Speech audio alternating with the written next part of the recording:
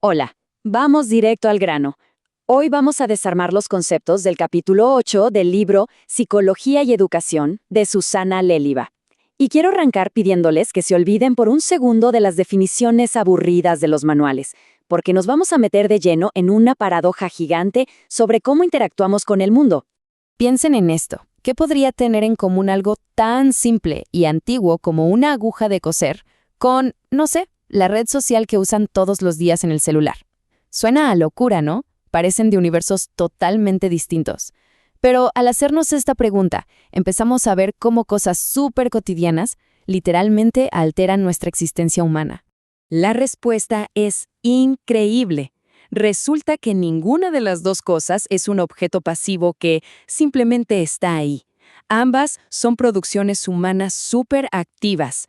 Fueron creadas para cambiar nuestro entorno. O sea, la aguja transforma un tejido de tela para abrigarnos, ¿verdad? Bueno, la red social transforma el tejido social para comunicarnos. Y esto nos lleva volando a nuestro primer concepto raíz. Y ese concepto es la tecnología. Olvídense de pensar que tecnología es solo el último smartphone o las computadoras. Léliva nos dice que la tecnología es cualquier construcción social que da forma a nuestra realidad. Es una producción humana pensada para modificar los materiales, el entorno o la sociedad misma. Y ojo acá, siempre viene cargadísima de un peso ético, político e ideológico. Nunca es neutral. Ahora, sabiendo que este entorno tecnológico moldea absolutamente todo, surge una duda tremenda. ¿Cómo es posible que los seres humanos lleguemos al mundo tan, digamos, inacabados? Físicamente nacemos, claro, pero nuestra humanidad, nuestra identidad real, no viene garantizada de fábrica. Tenemos que construirla interactuando con todo lo que está fuera. Y así llegamos a nuestro segundo concepto raíz, la subjetividad.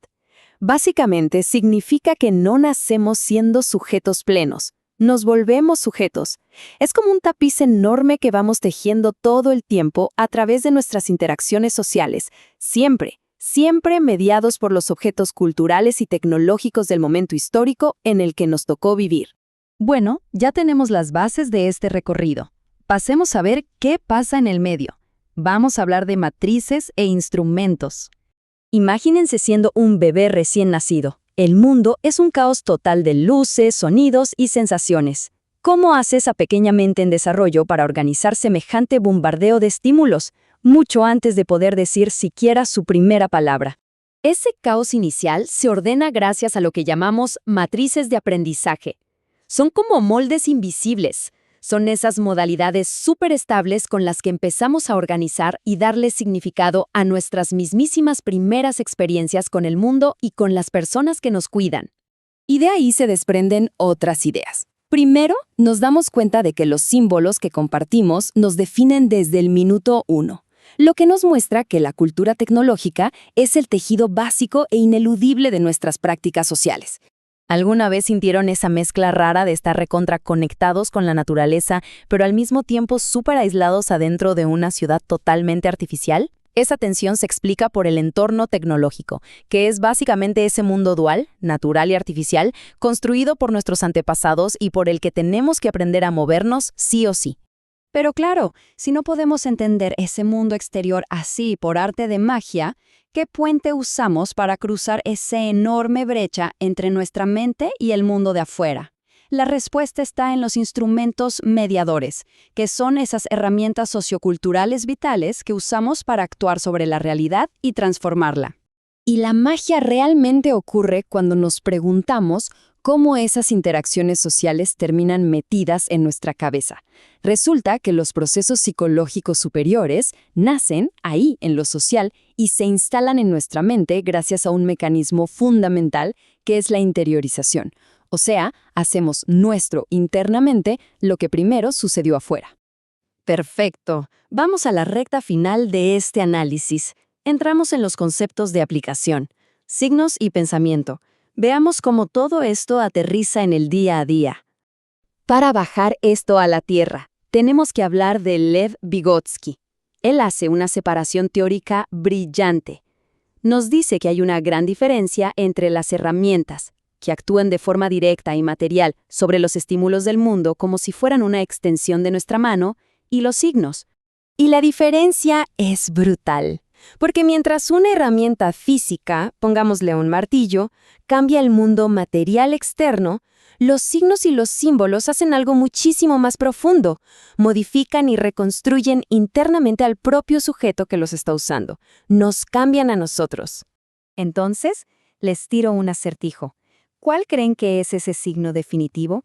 Ese que no mueve ni una sola pluma en el mundo físico, pero que es capaz de reorganizar por completo el intelecto humano. Exacto, el lenguaje. Es el instrumento mediador más sofisticado que tenemos como especie y es absolutamente esencial para desarrollar nuestras funciones mentales. Pero ojo, aprender a usar estos instrumentos no es algo pasivo que te pasa y ya está. Como dice la autora, hacerlos nuestros nos exige poner a trabajar a fondo el pensamiento crítico, la reflexión y el contraste constante de ideas. Es un trabajo mental súper activo para poder interiorizar la cultura que nos rodea. Y como nadie aprende en una burbuja, completamente aislado, es acá donde entra el aprendizaje colaborativo. Es una especie de danza de tres: el sujeto, los instrumentos mediadores y la intervención de otra persona. Un diálogo increíble que nos hace crecer cognitivamente, manteniendo la autonomía de todos. Para cerrar, los quiero dejar con una provocación, algo para quedarse pensando toda la semana. Si nuestra mente está literalmente construida y moldeada por las herramientas, los símbolos y la tecnología que compartimos con la sociedad, cuando formamos un supuesto pensamiento original, ¿quién está hablando realmente? Es una paradoja fascinante que no vamos a resolver hoy, pero que nos invita a pensar qué tan mezclada está nuestra voz individual con la inmensa cultura que nos atraviesa. Gracias por acompañarnos en este análisis.